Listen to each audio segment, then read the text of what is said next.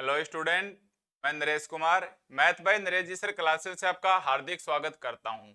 आज फिर से हमारे पास एमएससी मैथ जिसके अंदर पेपर डिफरेंशियल इक्वेशन का चल रहा है और आज इसके अंदर हम topic partial differential equations of second order का पढ़ने वाले हैं।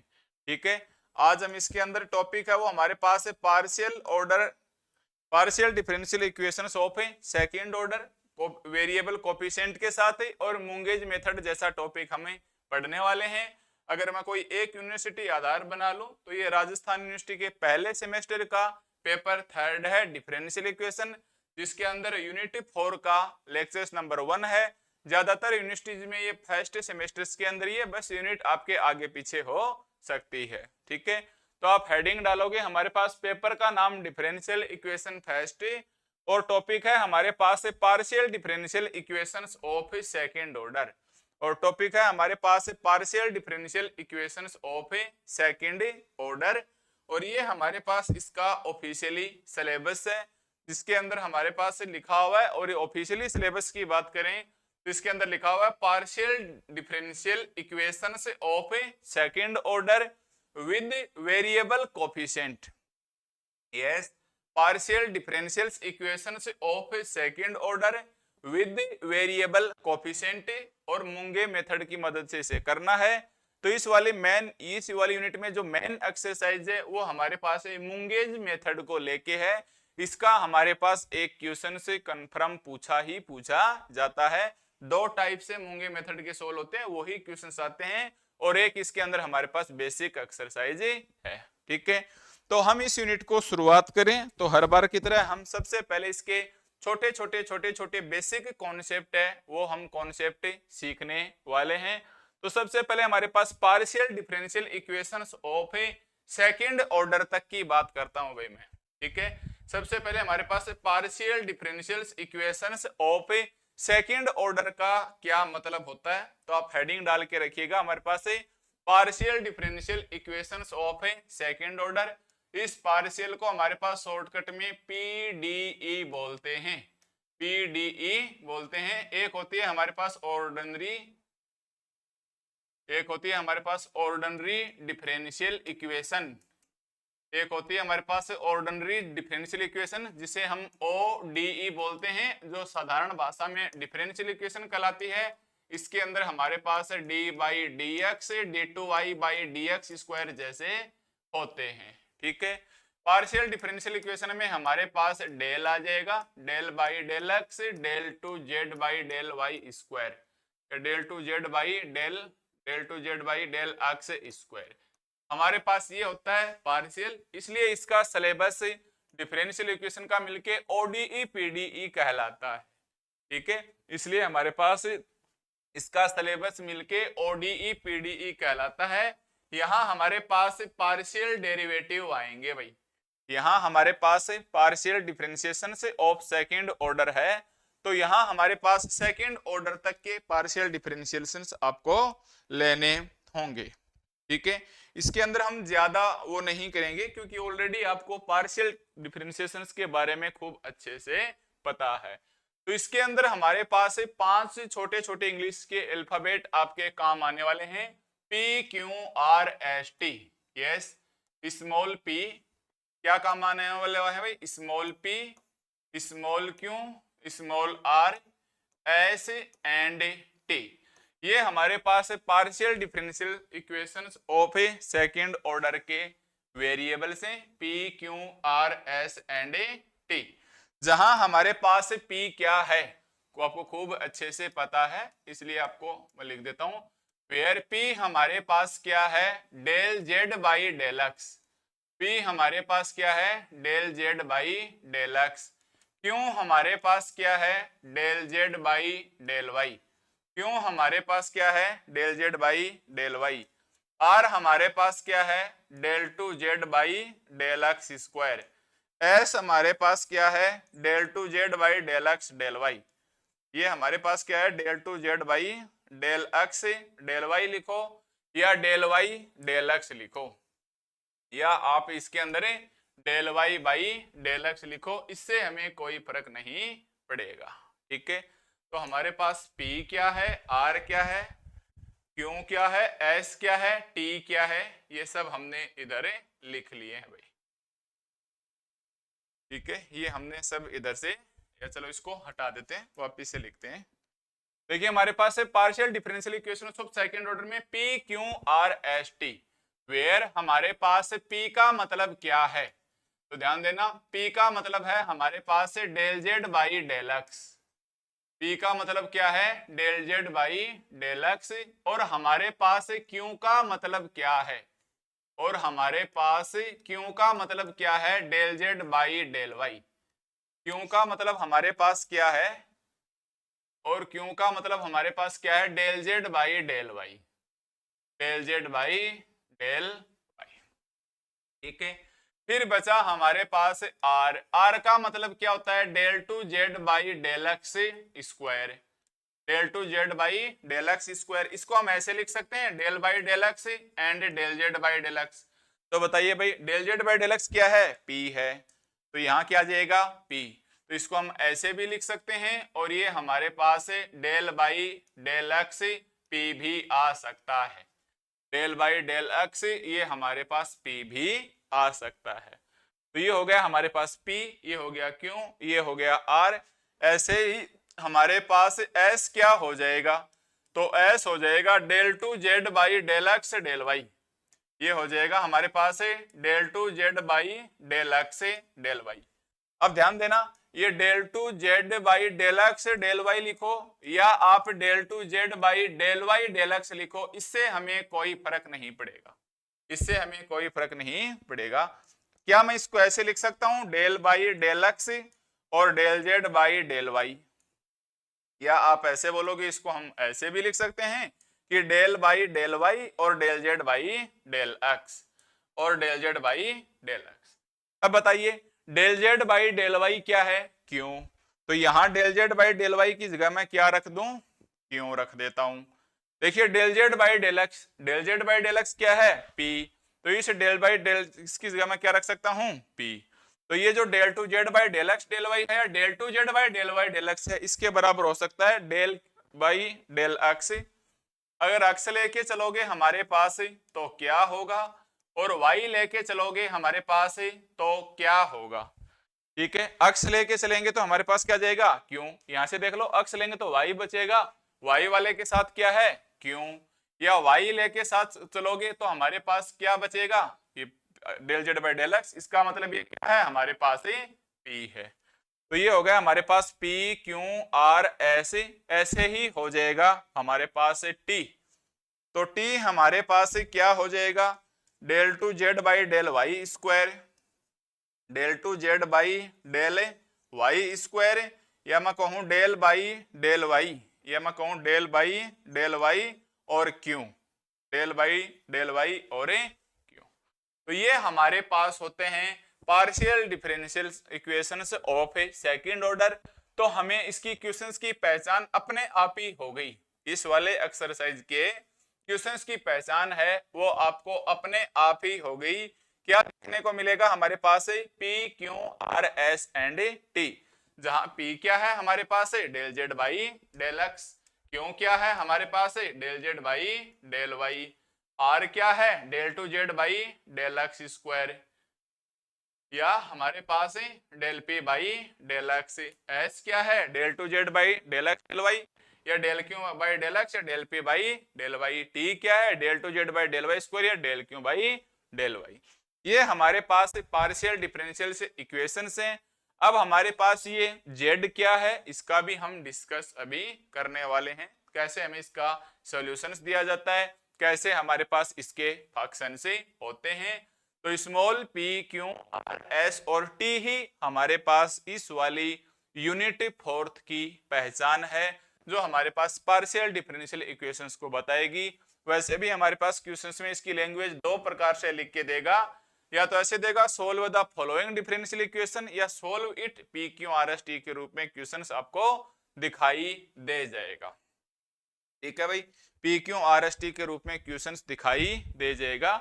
हमारा टॉपिक ऐसे है, देखो अब सिलेबस में चलेंगे वो ऑफिशियली में, मुंगेज मेथड की मैं बाद में बात करूंगा एक बार, पहले हम इस पे डिस्कस कर रहे हैं partial differential equations of second order.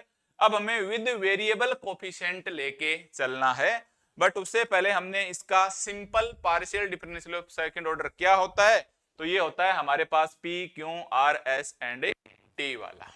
ठीक है भाई, P Q R S and T वाला। अब हमारे पास इसका क्वेश्चंस कैसे होगा एग्जाम में।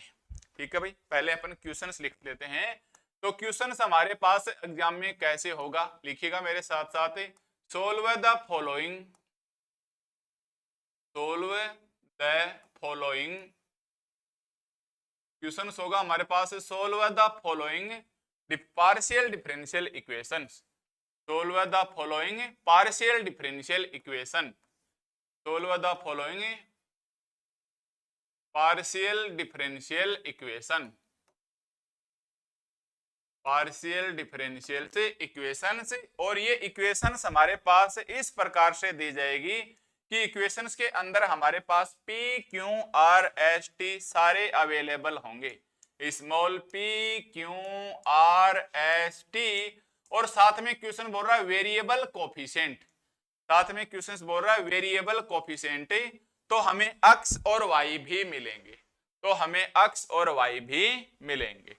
तो ये हो गया हमारे पास question. Solve the following partial differential equation से, या तो हमें ऐसे दे देगा, तो देखो बिल्कुल क्लियर सी पहचान है कि what solve the following partial differential equation, या हमारे पास डायरेक्ट भी दे देगा सोल्व इट।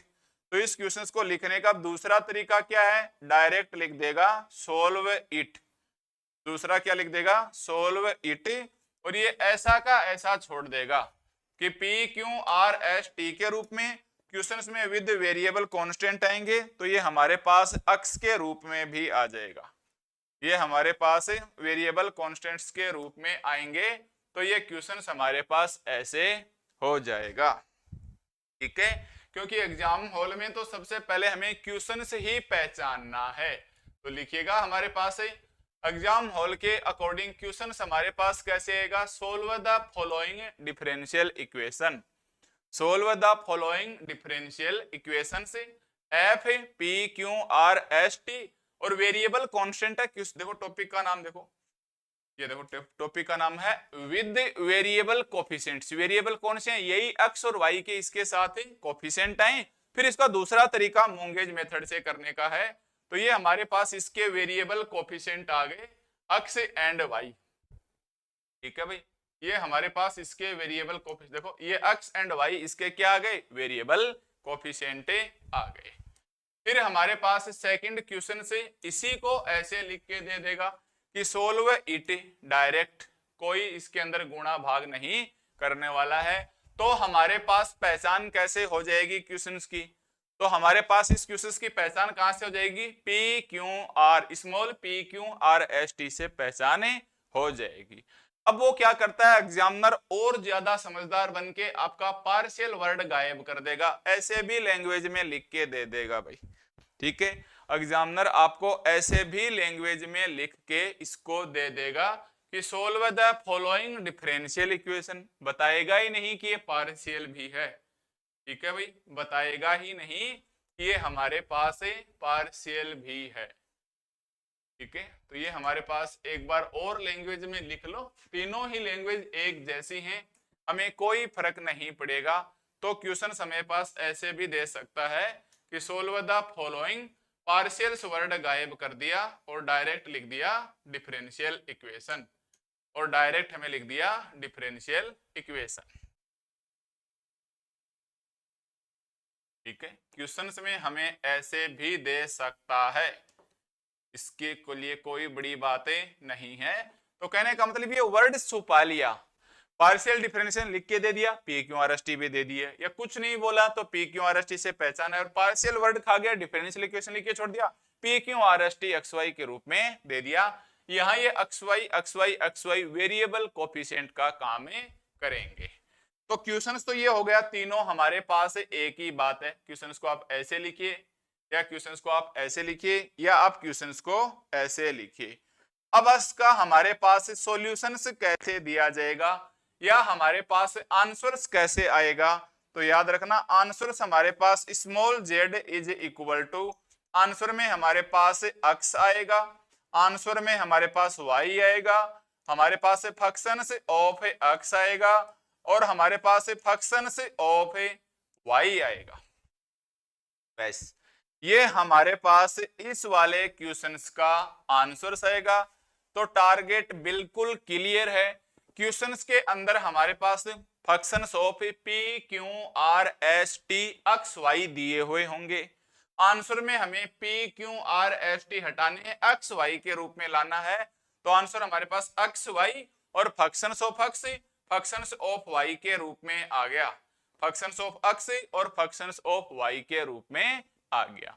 तो ये हमारे पास क्वेश्चन था, ये हमारे पास इसका सॉल्यूशन है। तो हमारे पास इस क्वेश्चन की एडवांस में पहचान रह गई कि हमारे पास इसका आंसर कैसे आएगा। तो आंसर्स में हमारे पास x y phi x phi y के अलावा कुछ नहीं आना चाहिए, कांस्टेंट वगैरह तो हो चलता रहता है। ठीक है, तो ये हमारे पास क्वेश्चंस हो गया, ये हमारे पास इसका आंसर्स हो गया। अब हम इसका सॉल्यूशंस करेंगे कैसे।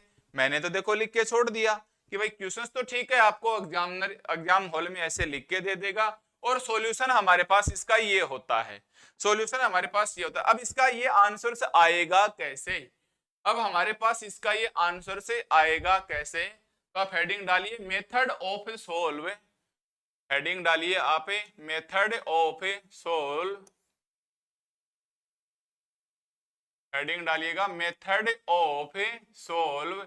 हमें सॉल्यूशंस करना है किसका, पार्शियल डिफरेंशियल इक्वेशन से, पार्शियल डिफरेंशियल इक्वेशन से, पार्शियल डिफरेंशियल इक्वेशन से हम पीडीई भी बोल सकते हैं, of second order, of second order, partial differential equation से of second order with variable constant, of second order with variable coefficients, with variable coefficients. तो हमारे पास इसका मेथड कैसे होगा। ठीक है, हमने बोल तो दिया कि इसका सॉल्यूशन है वो हमारे पास X Y functions of X और फंक्शंस ऑफ वाई के रूप में आएगा, बट हम उसको सॉल्यूशंस करेंगे कैसे। तो आप हेडिंग डालो, हमारे पास है method of solve partial differential equations of second order with variable coefficient. हमारे पास इनके सॉल्यूशंस करने के तरीके क्या हैं, हमारे पास इसका सॉल्यूशंस करने का तरीका क्या है। ठीक है भाई, हमारे पास इसका सॉल्यूशंस करने का तरीका क्या है, कौन कौन से मेथड हैं। तो हमारे पास यहाँ 3 टाइप के मेथड इसके अंदर रहने वाले हैं। ध्यान देना भाई, हमारे पास 3 टाइप के मेथड इसके अंदर रहने वाले हैं। पहली टाइप है हमारे पास बिल्कुल सिंपल, इसके अंदर हमारे पास क्वेश्चन से क्या रहने वाला है, क्वेश्चन हमारे पास क्वेश्चन देखो फिक्स है, X P Q R S T, हमारे पास P small P Q R S T X और Y is equal to 0, is equal to 0। Question हमारे पास फिक्स है और आंसर हमारे पास इसका किस फॉर्मेट में आएगा। ठीक है, तो टाइप हमारे पास तीनों की लगभग एक जैसी ही है, बट एक मुंगे नाम के साइंटिस्ट ने अपना मेथड थोड़ा सा अलग दिया। तो टाइप सेकंड हो जाएगी हमारे पास by Monge method, by Monge's method. ठीक है भाई, मुंगे ने हमारे पास अलग मेथड दिया। तो पहला तो हमारे पास है सिंपल मेथड, आप लिख सकते हैं, पहली हम टाइप्स में लिखेंगे। क्वेश्चंस तो हमारे पास ये आ गया, चलो कोई बात नहीं, क्वेश्चंस तो हमारे पास ये आ गया। ठीक है भाई, पहली टाइप का हमारे पास क्वेश्चंस तो ये आ गया, तो हम बोलेंगे सिंपल मेथड या मेथड बाय इंस्पेक्शंस। लिखो आप मेथड बाय इंस्पेक्शन। ठीक है, इंस्पेक्शंस का मतलब हम इधर उधर करके अपना जुगाड़ कर लेंगे। कैसे, हम एक्सरसाइज के माध्यम से समझेंगे, मतलब बिल्कुल सिंपल क्वेश्चंस मान के चलो। पहले टाइप का मतलब हमारे पास क्या हो गया कि क्वेश्चन है उसकी नेचर हमारे पास बिल्कुल सिंपल रहने वाली है। तो बाई मेथड बाई इंस्पेक्शन यानी बिल्कुल सिंपल तरीके से हम इधर उधर करके उस क्वेश्चनों को कर लेंगे। सेकेंड टाइप में हमारे पास क्या आ जाएगा, मुंगे मेथड आ जाएगा। और मुंगे मेथड के क्वेश्चनों की पहचान होगी R R plus S S, मैं लिख देता हूं आर आर, आर छोटा आर, एस छोटा एस, टी छोटा टी, R R S S T T is equal to capital V, is equal to capital V. ठीक है भाई, is equal to capital V. तो देखो आर के साथ हो जाएगा हमारे पास छोटा आर मल्टीप्लाई प्लस एस के साथ हो जाएगा छोटा एस मल्टीप्लाई प्लस टी के साथ हो जाएगा हमारे पास छोटा T multiply is equal to V. अगर हमें क्वेश्चंस में इस प्रकार का क्वेश्चंस दिखाई देता है, देखो क्वेश्चंस में आएंगे तो वही आर एस टी, देखो ये आ गया आर एस टी, आर आ गया, एस आ गया, टी आ गया, ये खुद कैपिटल आर है, ये एक्स और वाई का फंक्शन है, एस हो चाहे टी हो, ये सारे एक्स और वाई के फंक्शन हैं, ये सारे के सारे हमारे पास एक्स और वाई के फंक्शन है। तो क्वेश्चन में देखिएगा आर एस टी, तो ये आ गया are S T, P Q भी बनेगा, एक्स और वाई से हमारे पास पी क्यू भी बन जाएगा। तो अगर हमारे पास question R R plus S S plus T T is equal to V आ गया, तो उस क्वेश्चन को हम मुंगेज मेथड से कर देंगे। फिर हमारे पास है टाइप थर्ड। टाइप थर्ड में हमारे पास क्या है, क्वेश्चंस तो यही है सेम, देखो मुंगे ने ही अपना थोड़ा सा अपडेटेड वर्जन दिया, क्वेश्चंस तो यही है सेम टू सेम कि R R plus S S plus T T is equal to V. पर इन्होंने क्या बोल दिया मुंगे ने कि अगर आपके पास ऐसा क्वेश्चंस नहीं आता है R R plus S S plus T T is equal to V की बजाय ऐसा क्वेश्चन आ गया R R plus S S plus T T plus का कैपिटल यू, प्लस का कैपिटल यू और R T minus S square, अगर question ऐसे आ गया R T minus S square, R T minus S square is equal to V, is equal to V. तो देखो अगर मैं ये स्टेप्स गायब कर दूं तो हमारे पास ये मुंगे मेथड ही है, ध्यान देना, अगर मैं ये स्टेप्स गायब कर दूं तो ये मुंगेज मेथड ही है। तो मुंगेज नाम के साइंटिस्ट ने अपना जो मेथड दिया, एक मेथड तो सिंपल दे दिया मुंगे मेथड, दूसरा उसी को थोड़ा सा और अपडेट कर दिया कि अगर ये वाली स्टेप और आ गई R R S S T T plus U into R T minus S square into V, तब हम कैसे करेंगे। तो ये भी हमारे पास मुंगेज मेथड ही है, ध्यान देना, ये भी हमारे पास मुंगेज मेथड ही है, बस ये इसका इंटीग्रेटिंग रूप हो जाएगा। तो मैं लिखूंगा मुंगेज मेथड ऑफ इंटीग्रेटिंग, मतलब है तो मुंगे ने ही दिया था, दो प्रकार के मेथड दिए थे, या हम क्वेश्चंस पढ़ते पढ़ते देखेंगे मेथड एक ही है, बस उसका थोड़ा सा हमें एडवांस रूप दे दिया है। ठीक है भाई, हमें इसका थोड़ा सा एडवांस रूप दे दिया है। तो हम लिखेंगे हमारे पास जो पहली टाइप है वो हमारे पास होगी मेथड ऑफ इंस्पेक्शंस के माध्यम से। यस, हमारे पास पहली जो टाइप होगी वो होगी हमारे पास मेथड ऑफ इंस्पेक्शंस के माध्यम से। और यहां तक हमारे पास बिल्कुल सिंपल टाइप रहने वाली है, ध्यान देना सारे क्वेश्चंस इसी टाइप से सोल्व होंगे, ये भी ध्यान देना सारे क्वेश्चंस इसी टाइप से सोल्व होंगे। मुंगेज मेथड में R R plus S S plus T T is equal to V का रूप तो दे दिया, इसको सॉल्यूशंस करके बाहर लाएंगे, फिर वापस इसी मेथड में आएंगे। मुंगे मेथड ऑफ इंटीग्रेटिंग को इस हिसाब से करेंगे कि इस वाले मेथड में पूछे, फिर आएंगे इसी के अंदर ही। जैसे याद करो आप किसी टाइम में B.Sc का जो आप सेमेस्टर में पढ़ के आए और डिफरेंशियल इक्वेशन है, उसके अंदर सबसे पहले हम क्वेश्चनों को करते थे सेपरेट वेरिएबल्स द्वारा, फिर हमारे पास होमोजीनियस आता था, उसको छांट के लास्ट में होते थे सेपरेट से ही, फिर लीनियर डिफरेंशियल इक्वेशंस को वापस पहले वाले में लाता था, बर्नौली लीनियर डिफरेंशियल इक्वेशंस को लीनियर में लाते थे और सेपरेट करते थे। या हिंदी में बात करें वहां अगर आप हिंदी मीडियम से पढ़े हो तो पृथक चरों द्वारा हुआ करता था। तो सॉल्यूशंस तो हमारे पास सारे क्वेश्चनों का पहले ही मेथड से होगा, बट जहां हम उलझेंगे क्वेश्चंस की स्टेप्स में, वहां मुंगेज साइंटिस्ट ने हेल्प की कि अगर आपके पास क्वेश्चन से इस प्रकार से आ जाता है R R plus S S plus T T रूप के अंदर, ठीक है भाई, मुंगेज ने मदद की कि अगर आपके पास क्वेश्चन ऐसे आ जाता है R R plus S S plus T T, तो आपको क्या करना है। तो उन्होंने अपनी एक हिंट दे दी, उस हिंट के माध्यम से हम बाहर निकल आएंगे और क्वेश्चंस को इसी के माध्यम से सोल्व कर लेंगे, ठीक है, और क्वेश्चंस को हम इसी के माध्यम से सोल्व कर लेंगे। तो ऐसे हमें अपना टाइप सेकंड है ये करना है भाई, ठीक है। तो ये एक हो गई टाइप 1, एक हो गई टाइप 2। ऐसे ही हमारे पास टाइप थर्ड है, वो क्या कहती है, ठीक है भाई। ऐसे ही हमारे पास जो टाइप थर्ड है वो हमारे पास क्या कहती है। तो है तो क्वेश्चंस वही मुंगेज मेथड का ही, क्वेश्चंस तो वही है हमारे पास मुंगेज मेथड, बस एक स्टेप से अलग लग जाएगी हमारे पास, उसकी वजह से यहाँ ये u आ जाएगा, u into R T minus S square into V, R T minus S square into V. तो ये मुंगेज मेथड ऑफ इंटीग्रेटिंग हो जाएगा, ये हमारे पास मुंगेज मेथड ऑफ इंटीग्रेटिंग हो जाएगा। अब हम एक एक करके इनके मेथड्स हैं वो हम पढ़ने वाले हैं।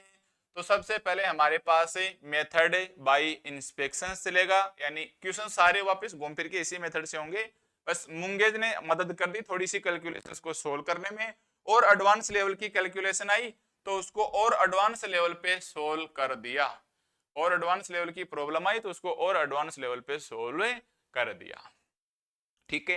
अब अगर आपके पास जेपीएच की बुक है, ठीक है भाई, ध्यान देना, चाहे आपके पास अलग अलग राइटर्स की बुक हो, इससे कोई फर्क नहीं पड़ेगा, बट मेरे को कोई एक बुक को आधार बना के चलना पड़ेगा, ठीक है भाई। तो अगर आपके पास जयपुर पब्लिशिंग हाउस या जेपीएच की बुक है तो आप साथ साथ मैच कर सकते हैं, या और किसी अलग अलग राइटर्स की बुक है तो कोई दिक्कत नहीं, आप अपना टाइप से क्लियर कीजिएगा, क्वेश्चन से खुद ब खुद सोल्व हो जाएंगे। तो अपनी बुक के हिसाब से, अपने एक्सरसाइज के हिसाब से देखिएगा, टॉपिक देखिएगा, मेथड ऑफ इंस्पेक्शन है, बाय मुंगेज मेथड है, और मुंगेज मेथड ऑफ इंटीग्रेशन है।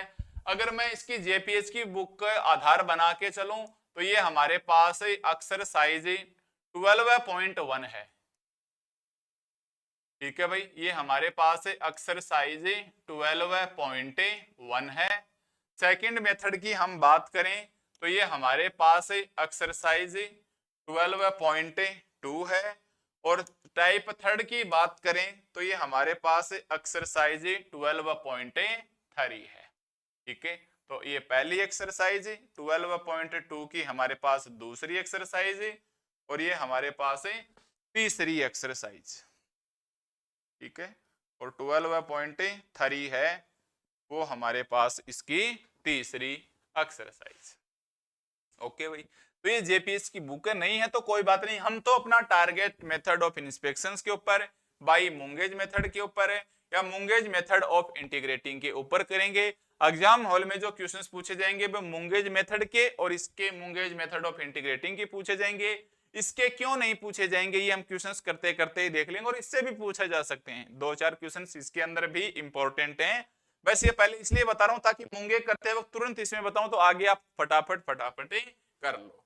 तो आइए देर नहीं करते हुए हम सबसे पहले स्टार्ट करते हैं टाइप 1, ठीक है भाई। हमारे पास टाइप 1 पहली हमारे पास क्या है, method by inspection, method by inspection, ठीक है, मेथड बाय इंस्पेक्शन से। और मैं बात करूं तो ये हमारे पास एक्सरसाइज है, मैं बात करूं तो ये हमारे पास एक्सरसाइज है 12.1 से हम शुरुआत करेंगे, ठीक है भाई। एक्सरसाइज हम 12.1 से इसकी शुरुआत करेंगे, और जयपुर पब्लिशिंग हाउस यानी जेपीएच की बुक से। बुक आपके पास नहीं है कोई दिक्कत नहीं है, कोई दिक्कत नहीं है, हम एक भी लाइंस वगैरह नहीं छोड़ेंगे, क्वेश्चंस आपको पीडीएफ वगैरह में दे देंगे, तो आप आसानी से क्वेश्चनों को सोल्व कर सकते हैं, ठीक है, जैसे मैं इस बुक का एक पहला क्वेश्चन लिखता हूं। ठीक है भाई, मैं इस क्वेश्चन का पहला क्वेश्चन लिखता हूं, तो मेरे साथ साथ क्वेश्चन लिखिएगा। क्वेश्चन है हमारे पास, solve the following differential equation. लिखिएगा भाई क्वेश्चन से, सोल्व द फॉलोइंग। क्वेश्चन है हमारे पास, solve the following differential equation.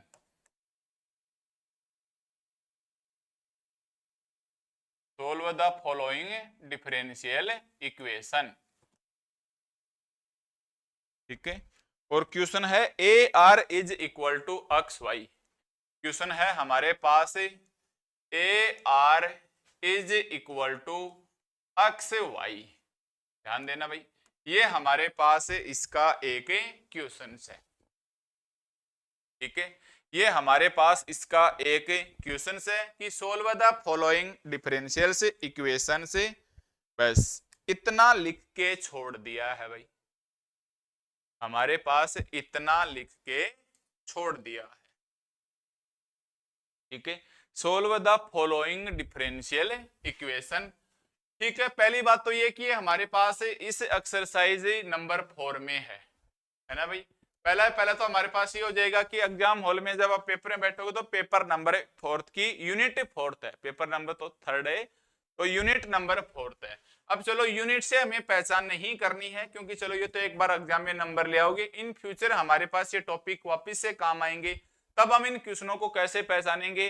तो हमारे पास small P Q R S T X Y के रूप में इसका हमारे पास ये क्वेश्चन होता है, और आंसर हमारे पास X Y, functions of X और फंक्शंस ऑफ वाई के रूप में लेके आना है। तो इस क्वेश्चन में हमारे पास पी क्यू एस टी सब 0 है, एक्स वाई हमारे पास दे रखा है, आर हमारे पास दिया हुआ है, ए साथ चल रहा है तो ए साथ आंसर में आ जाएगा, इससे हमें कोई दिक्कत नहीं है। तो आंसर में X Y, functions of X, functions of Y, और दिया गया क्वेश्चंस का कांस्टेंट है, तो ये साथ साथ चलता रहेगा। तो देखिए हमारे पास इसके सॉल्यूशंस में सबसे पहले हमारे पास बताइए क्वेश्चंस की पहचान हुई कि नहीं हुई। तो हम बोलेंगे यस, हम छोटे P Q R S T देख के क्वेश्चंस को पहचान जाएंगे। ये मैंने बिल्कुल सिंपल सा क्वेश्चंस लिखा है, या मैं इसकी लैंग्वेज समझाना चाहता हूं आपको कि हमें एग्जाम हॉल में कौन सी लैंग्वेज अप्लाई करनी है। ठीक है, तो चलो ये पहचान गए। अगर मूंगे का होता तो R R plus S S plus T T is equal to V. तो यहाँ देखिएगा इस क्वेश्चंस के साथ तो चलो हम मान लेते हैं ये आर आर है, बट आगे का नहीं है, एस एस टी टी, और चलो ये वी है। तो ये क्वेश्चंस हम आगे मूंगेज मेथड से भी सोल्व कर सकते हैं। ठीक है, बट ये हमारे पास एक सिंपल टाइप्स का ही क्वेश्चन है। तो शुरुआत हमेशा आपको ऐसे करनी है, इट इज गिवन दैट। शुरुआत हमेशा आपको ऐसे करनी है, इट इज गिवन दैट, कि ऐसा हमें दिया हुआ है। इट इज गिवन दैट कैसा दिया हुआ है भाई, A R is equal to X और Y, A R is equal to X और वाई। क्या आर आर का पता है आपको, आर का मतलब क्या है भाई, मैंने स्टार्टिंग में बताया था, डेल वाई या एक्स, एक्स स्क्वायर, टी में वाई स्क्वायर, जेड में, अरे भाई बताया था ना ये, del two Z by del x del y, T is equal to del two Z by del Y square, है ना। तो हम लिखेंगे द गिवन इक्वेशन से मे बी रिटन एज, नाम नूम देने की कोई जरूरत नहीं है, द गिवन इक्वेशन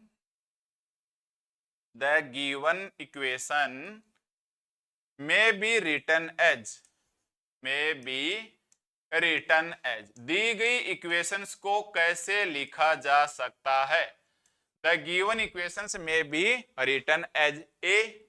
देखिएगा ए, आर का मतलब क्या है हमारे पास से, del two Z by del x square is equal to X Y, is equal to X Y. ठीक है, तो दी गई इक्वेशंस को हम ऐसे लिख सकते हैं।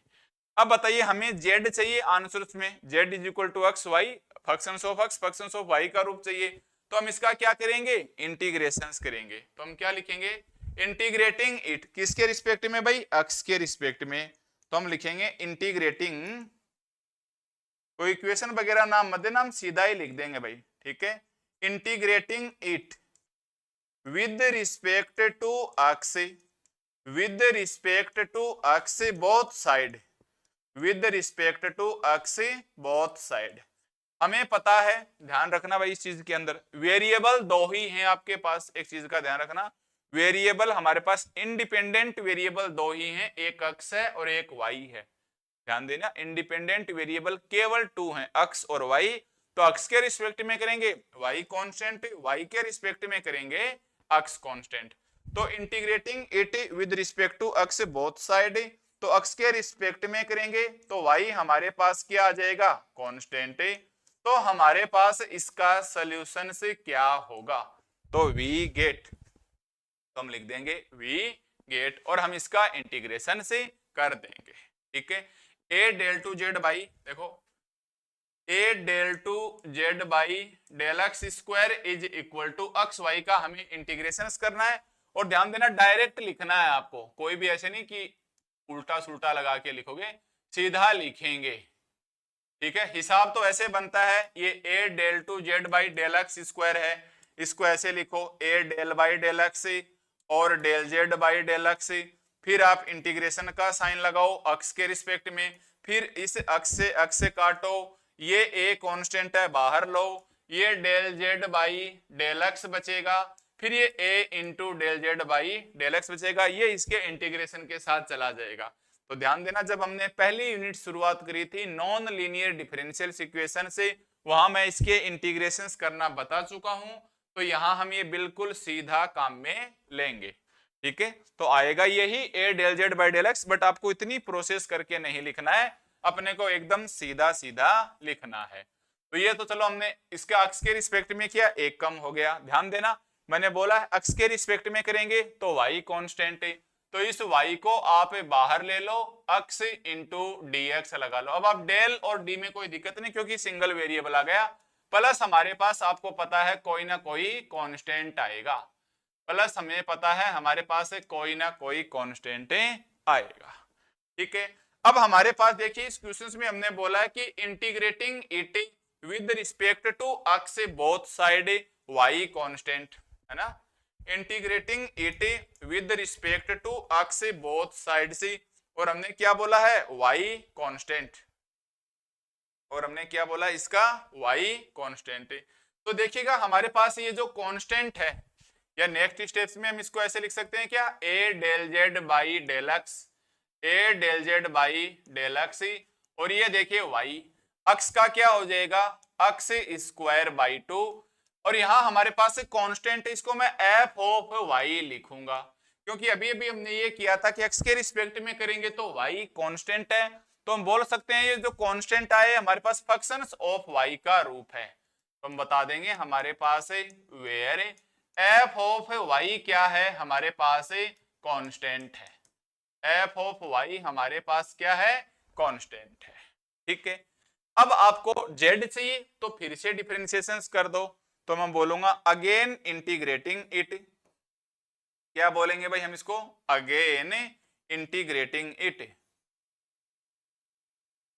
यस अगेन इंटीग्रेटिंग इट, किसके रिस्पेक्ट में करेंगे भाई, अक्स के रिस्पेक्ट में, again integrating it with respect to X both side.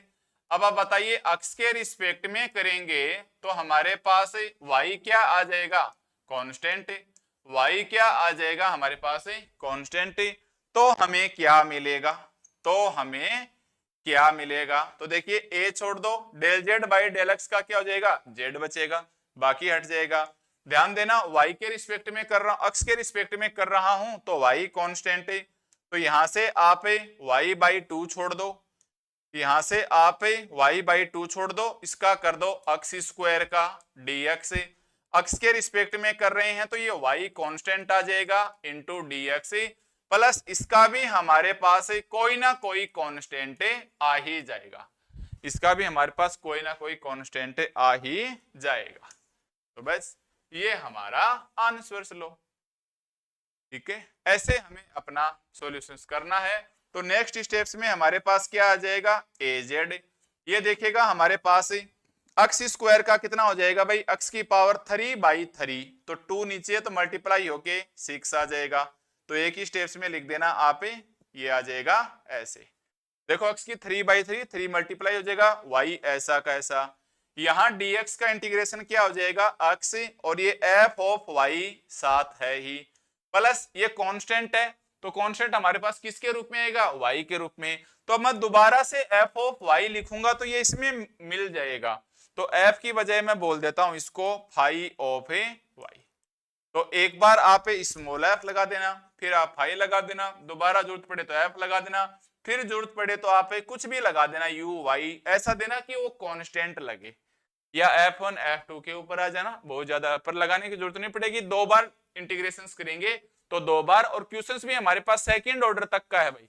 Questions भी हमारे पास जितने भी हमने पढ़े हैं partial differential equation of second order है, तो हमारे पास यहाँ 2 फंक्शन से ज्यादा नहीं आएंगे, 2 फंक्शन से हमारे पास ज्यादा नहीं आएंगे, और यही हमारे पास हो जाएगा इसका सॉल्यूशंस।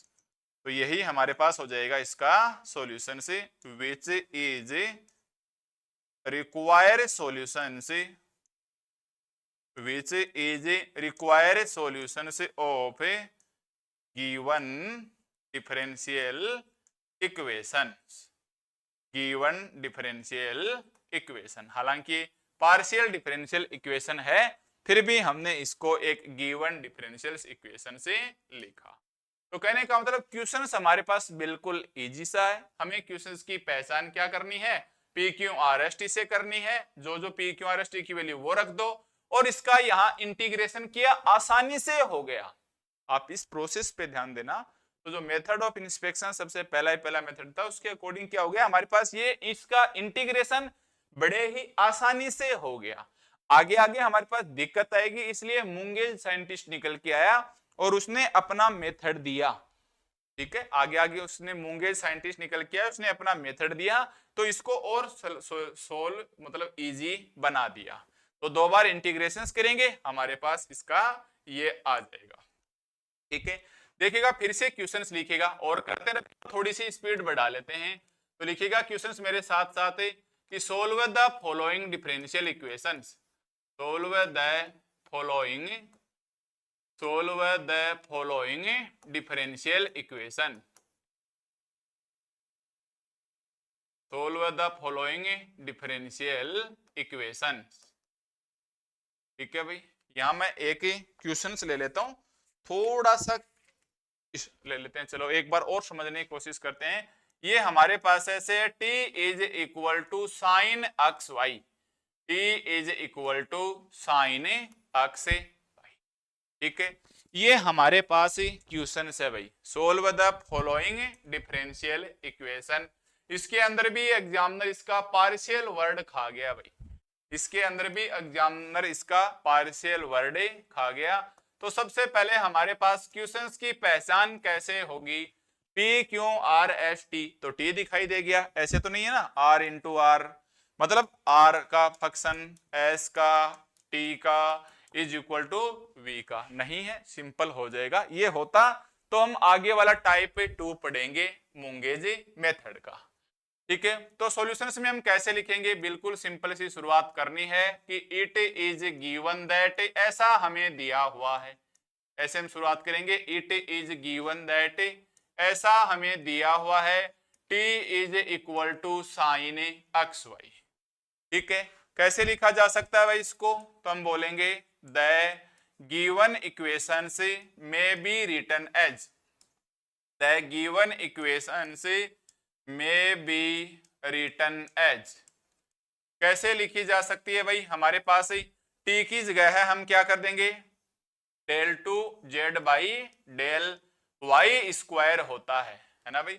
t हमारे पास p Q R S T, तो t क्या होता है, del two Z by del Y square होता है, और ये हमारे पास साइन अक्स वाई ऐसा का ऐसा, ये हमारे पास साइन अक्स वाई ऐसा का ऐसा। ठीक है, तो बताइए क्या आप इसका इंटीग्रेशन कर सकते हैं, तो मैं बोलूंगा यस, हम इसका इंटीग्रेशन बड़े ही आसानी से कर सकते हैं। तो आपको लिखना है इंटीग्रेटिंग इट, हमें क्या लिखना है, इंटीग्रेटिंग इट। किसके रिस्पेक्ट में करना भाई, पहले ये बताओ, integrating it with respect to, किसके रिस्पेक्ट में करूंगा भाई, y के रिस्पेक्ट में, बोथ साइड, किसके रिस्पेक्ट में करूंगा भाई, y के रिस्पेक्ट में, बोथ साइड। तो बताइए y के रिस्पेक्ट में करूंगा तो अक्स हमारे पास क्या आ जाएगा, कांस्टेंट।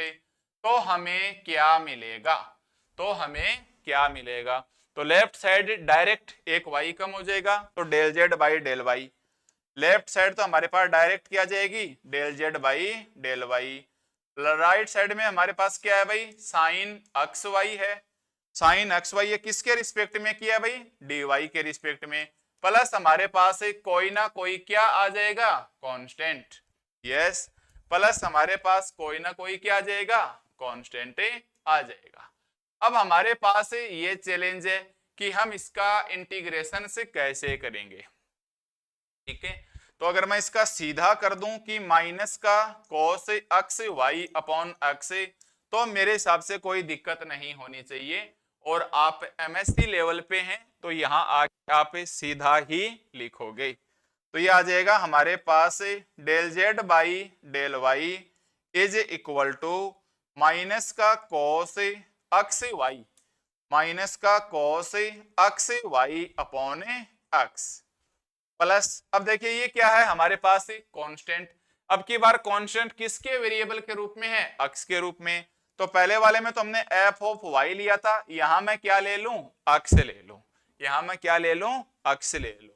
हो सकता है कुछ स्टूडेंट्स के माइंड में अच्छा ना चल रहा हो, है ना भाई, ऐसे सोचा होगा इसका इंटीग्रेशन कैसे कर दिया, इसका इंटीग्रेशन हमारे पास ऐसे कैसे कर दिया, है ना भाई, ऐसे कैसे कर दिया। तो मैं इसका जो प्रॉब्लम है भाई, साइन थीटा का तो आपको पता ही होगा ना, अगर मैं साइन थीटा का डी थीटा के रिस्पेक्ट में करूं तो आपको पता है माइनस का कोस थीटा प्लस का सी को तो मैंने यहाँ कॉन्स्टेंट्स के रूप में लिख लिया, सी को तो मैंने यहाँ किसके रूप में लिख लिया, पहले ही कॉन्स्टेंट्स के रूप में लिख लिया, ठीक है।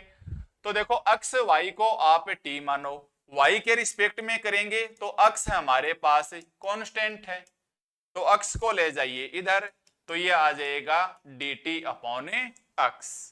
तो ये बचेगा हमारे पास साइन अक्स y की जगह क्या रख दिया, t, और इसे dy की जगह क्या रख दिया, dt अपॉन अक्स। अक्स कांस्टेंट है, बाहर ले लिया, साइन t dt या थीटा डी थीटा मानो, तो इसका क्या हो गया, अक्स बाहर आ गया, माइनस का cos t, तो माइनस का cos t की वैल्यू रख दो, क्या है t की वैल्यू, अक्स y, और नीचे क्या है अक्स, प्लस c की बजाय क्या है कांस्टेंट, और यही तो मैंने लिखा है कि minus cos X y upon अक्स, मतलब y के रिस्पेक्ट में है तो ये पहले साइन का कर दो cos, और अक्स बचा हुआ मल्टीप्लाई में है तो नीचे आ जाएगा, यहाँ अक्स के रिस्पेक्ट में होता तो y नीचे आ जाता, ठीक है। हालांकि आप ये MSc लेवल में ये बहुत छोटी बात है, नहीं बतानी चाहिए थी मेरे को, सॉरी किसी स्टूडेंट्स को अगर अच्छा ना लगा हो तो, है ना, लेवल ही गिरा दिया यारो आपका। अब देखो एक बार और इसका इंटीग्रेशन करो, किसके रिस्पेक्ट में, ये y है तो y के ही रिस्पेक्ट में करेंगे, तो लिखेंगे अगेन इंटीग्रेटिंग इट, क्या लिखेंगे भाई, again integrating it, again integrating it, किसके रिस्पेक्ट में भाई, वही विद रिस्पेक्ट टू, फिर से क्या आ गया y बोथ साइड, और y आ गया तो हमारे पास अक्स क्या हो जाएगा, कांस्टेंट, y आ गया तो हमारे पास अक्स क्या हो जाएगा, constant, with respect to y we get, with respect to y we get, क्या हो जाएगा भाई, लेफ्ट साइड में तो हो जाएगा ऐसे था, del Z by del Y minus का cos X Y upon X plus constant X के रूप में, देखो ये रहा del Z by del Y is equal to minus cos X Y upon X plus F of X. फिर से इसका इंटीग्रेशन करेंगे, ये तो जेड दे देगा, y के रिस्पेक्ट में कर रहे हैं तो ध्यान देना, माइनस का 1 अपॉन अक्स तो कॉमन ले लो, और ये छोड़ दो cos अक्स y किसके रिस्पेक्ट में भाई, y के रिस्पेक्ट में, प्लस हमारे पास प्लस हमारे पास एफ ऑफ एक्स, बट हम किसके रिस्पेक्ट में कर रहे हैं, वाई के रिस्पेक्ट में, प्लस हमारे पास एक कांस्टेंट आ जाएगा, प्लस एक हमारे पास क्या आ जाएगा, कांस्टेंट आ जाएगा। तो इस क्वेश्चन में हमने जो लिखा ना एफ ऑफ एक्स, तो वहां साइड में हम लिख लेंगे, साइड में वेयर वेयर बताने की जरूरत नहीं, डायरेक्ट बता देना f of x is equal to constant. आदत डाल लो हर क्वेश्चन के अंदर। यहां देखो, यहां भी लिखो, साइड में बता देना फाई ऑफ वाई, पहले वाले क्वेश्चन में सुधार कीजिए भाई, phi of y is equal to constant. ठीक है, तो यहां हमारे पास कांस्टेंट था, एफ ऑफ एक्स लिख दिया, यहां हमारे पास ये इस प्रकार से आ गया। तो दोबारा से हमने इसका इंटीग्रेशन किया, again integrating it with respect to x, we get zed is equal to हमारे पास कुछ इस प्रकार से आ गया। अब आप इसका फिर से वो कर दो, इसका थोड़ा सा सॉल्यूशन कर दो, यही हमारा आंसर आ जाएगा। तो देखो लेफ्ट साइड में तो जेड, इसको छोड़ दो भाई एक बार, बताइए कोस का क्या होता है, साइन होता है, और वाई के रिस्पेक्ट में करेंगे तो अक्स नीचे आ जाएगा, तो ये बचेगा माइनस का साइन अक्स वाई अपॉन, माइनस का साइन अक्स वाई अपॉन अक्स स्क्वायर, नीचे क्या आ गया, अक्स स्क्वायर, बट ये माइनस का आ गया भाई इधर। ठीक है, प्लस डी वाई का क्या हो जाएगा, वाई हो जाएगा, एफ ऑफ एक्स छोड़ दो, प्लस यहां कांस्टेंट किसके रूप में आएगा, एक्स के रूप में, तो एफ पहले से लिख चुके, सेकंड नंबर पे क्या आ जाएगा, फाई ऑफ एक्स, बता देना फाई ऑफ एक्स क्या है, हमारे पास कांस्टेंट है, यही हमारा आंसर आ जाएगा, यही हमारा आंसर से आ जाएगा। ठीक है भाई, यही अपना आंसर से आ जाएगा। तो ये आ गया z इज इक्वल टू, इसको हम बोल देंगे विच इज रिक्वायर्ड सॉल्यूशन से ऑफ, विच इज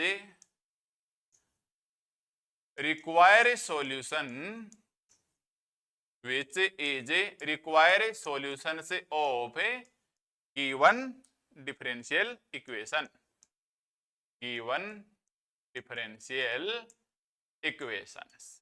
ठीक है, ये हमारे पास इसका क्या आ गया भाई, आंसर से आ गया। तो कहने का मतलब क्वेश्चंस की पहचान हमारे पास बिल्कुल सिंपल है, P Q R S T देख के हम क्वेश्चंस को पहचान जाएंगे। यहाँ पता चला वाई के रिस्पेक्ट में करेंगे और फिर से वाई के रिस्पेक्ट में करेंगे, और हम फिर से वाई के रिस्पेक्ट में करेंगे। ठीक है, तो ये हमारे पास बिल्कुल सिंपल सिंपल क्वेश्चंस हैं। आप एक क्वेश्चन से और लिखिएगा भाई, ठीक है, एक क्वेश्चन से और लिखिएगा, इसको थोड़ा और स्पीड से करवाते हैं। क्वेश्चन है हमारे पास सोल्व द फॉलोइंग, क्वेश्चन है हमारे पास सोल्व द फॉलोइंग, क्वेश्चन है हमारे पास solve the following differential equation, solve the following differential equation. Yes, question है हमारे पास solve the following differential equations.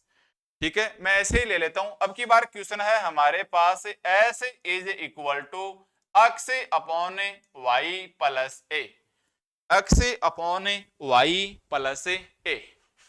ठीक है भाई, चलो इस क्वेश्चन को हम स्पीड से करते हैं क्योंकि हमारे पास लगभग 1 आवर होने को जा रहा है। तो अब देखते हैं कितना हमारे पास समझ में आया है और कितना नहीं।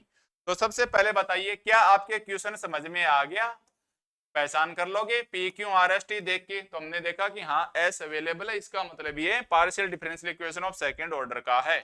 तो कैसे लिखेंगे, इट इज गिवन दैट, ऐसा हमें दिया हुआ है, इट इज गिवन दैट, ऐसा हमें दिया हुआ है, x अपॉन वाई प्लस ए।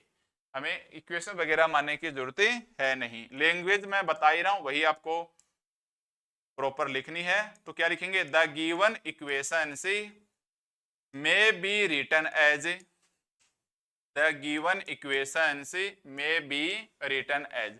एस का मतलब क्या होता है भाई, del two Z by del x del Y is equal to x upon Y plus का a, x upon Y plus का ए। अब यहां आके आपकी चॉइस के ऊपर डिपेंड है, पहले आप एक्स के रिस्पेक्ट में करना चाहोगे या y के रिस्पेक्ट में करना चाहोगे, इससे हमें कोई आपत्ति नहीं है, सेम रिजल्ट आएगा। तो चाहे पहले इसका अक्ष के रिस्पेक्ट में कर लेना, y को कांस्टेंट मान लेना, दोबारा हम y के रिस्पेक्ट में करेंगे और अक्ष को कांस्टेंट मानेंगे। तो क्या लिखना हमें यहाँ, इंटीग्रेटिंग इट, क्या लिखना भाई हमारे पास यहाँ, इंटीग्रेटिंग इट,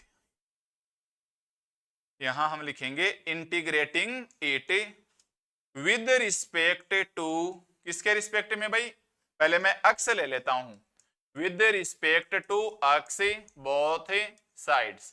बताइए भाई अक्ष लूंगा तो हमारे पास क्या आ जाएगा, y कांस्टेंट, तो हमें क्या मिलेगा, तो हमें क्या मिलेगा, तो the given equation, it is given that, ऐसा दिया हुआ है और ये ऐसा ऐसा हमारे पास है आ गया। अक्ष के रिस्पेक्ट में करूंगा तो देखो इसको ऐसे लिख सकता हूं ना मैं, डेल बाई डेल एक्स और del Z by del y, तो ये हट जाएगा, क्या बचेगा, del Z by del y. Y के रिस्पेक्ट में करते तो अक्ष बचता, कोई दिक्कत नहीं है। तो मैं अक्ष के रिस्पेक्ट में करना चाह रहा हूं तो लेफ्ट साइड में तो मेरे पास ये बच गया, ध्यान देना, अक्ष के रिस्पेक्ट में करना चाह रहा हूं तो नीचे वाला y कांस्टेंट है, ये ऊपर अक्ष dx आ गया, प्लस का a किसके रिस्पेक्ट में कर रहा हूं भाई, अक्ष के रिस्पेक्ट में कर रहा हूं, प्लस हमारी तरफ से एक कांस्टेंट और आ जाएगा, प्लस हमारी तरफ से एक कांस्टेंट और आ जाएगा। तो ये क्या बचेगा हमारे पास, del Z by del Y. बताइए भाई अक्ष का इंटीग्रेशन कितना होगा, अक्ष स्क्वायर बाई 2, तो इसको डिजाइन में ऐसे लिख सकता हूं क्या मैं, अक्ष का क्या होगा, अक्ष स्क्वायर बाई 2, 1/y साथ में है, ये a इंटू डी एक्स का क्या होगा, अक्ष प्लस कांस्टेंट। बताइए भाई मैं कैसे लिखूंगा, y के रूप में है तो मैं सबसे पहले f ले लूंगा, जहां क्या बताऊंगा, f ऑफ y क्या है, कांस्टेंट है, जहां f ऑफ y हमारे पास क्या है, कांस्टेंट है। अब इसका हम दोबारा करेंगे, अब की बार किसके रिस्पेक्ट में करेंगे भाई, y के रिस्पेक्ट में, y के रिस्पेक्ट में करेंगे तो अक्ष क्या आ जाएगा, कांस्टेंट आ जाएगा। तो हमारे पास ये है del Z by del y 1/2 x square upon Y plus a x, और ये ऐसे देखो same 1/2 x square by y plus a x plus F of y, यहाँ वाई कांस्टेंट था तो वाई के रूप में आ गया। अब की बार किसके रूप में करना होगा भाई, इस वाले वाई के रिस्पेक्ट में, तो हम क्या बोलेंगे, अगेन इंटीग्रेटिंग इट, क्या बोलेंगे भाई हम, again integrating it, again integrating it, किसके रिस्पेक्ट में भाई, विद रिस्पेक्ट टू वाई। अब की बार किसके रिस्पेक्ट में करेंगे, विद रिस्पेक्ट टू वाई। और आप बताइए वाई के रिस्पेक्ट में करेंगे तो अक्ष हमारे पास क्या आ जाएगा, कांस्टेंट, तो हमें क्या मिलेगा, तो हमें क्या मिलेगा, तो बताइए del Z by del y, इसका तो बचेगा जेड, देखो y के रिस्पेक्ट में कर रहे हैं अब की बार, तो हमारे पास 1/2 और अक्ष स्क्वायर कांस्टेंट और y नीचे है भाई, और y हमारे पास नीचे है, ऊपर मत लिख लेना, y के रिस्पेक्ट में कर रहा हूं तो मैं ax को कांस्टेंट ले लिया, और y के रिस्पेक्ट में कर रहा हूं तो ये हमारे पास f ऑफ y आ गया, प्लस एक अपनी तरफ वाला कांस्टेंट है ना भाई, इसको तो भूल मत जाइयो भाई, प्लस हमारे पास अपनी तरफ वाला कांस्टेंट, ठीक है। तो again integrating it with respect to x both side, तो हमें क्या मिला, z इज इक्वल टू ऐसा मिला, और अपनी तरफ से क्या आ गया, इसका इंटीग्रेशन, ठीक है। तो ये हमारे पास क्या आ जाएगा, z, बताओ भाई 1/y का क्या होता है, आपको पता ही है, log y और बाई 2 प्लस a अक्ष, इस dy का क्या हो जाएगा, y। अब देखिएगा ये फंक्शंस ऑफ y का y के ही साथ है, तो स्मॉल f है तो बड़ा f लगा दो, इसको स्मॉल f है तो आप बड़ा f लगा दो, प्लस कांस्टेंट किस रूप में आएगा भाई, तो जस्ट ऊपर देखना, अब की बार अक्ष के रिस्पेक्ट में किया है तो ये हमारे पास अक्ष के रिस्पेक्ट में आ जाएगा, अक्ष के रिस्पेक्ट में किया है तो ये हमारे पास क्या आ जाएगा, अक्ष के रिस्पेक्ट में आ जाएगा, वेयर हमारे पास फाई ऑफ एक्स क्या है, कांस्टेंट है, and f capital f of y क्या है, ये भी बता दियो कि इंटीग्रेशन